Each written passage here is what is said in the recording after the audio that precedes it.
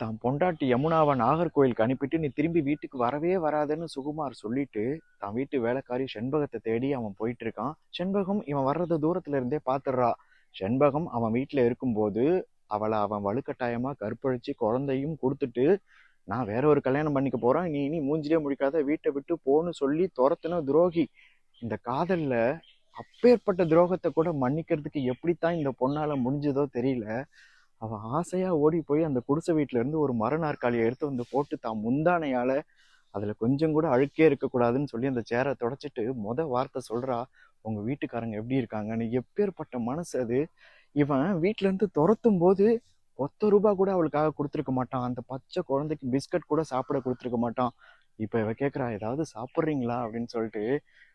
அந்த மனசு இருக்கே, இந்த முந்தானையால ஆசையா தொடச்சாலே அந்த சேர்ல, அதுல கூட கொஞ்சம் அழுக்கு இருக்கும். ஆனா அவன் மனசு இவனுக்காக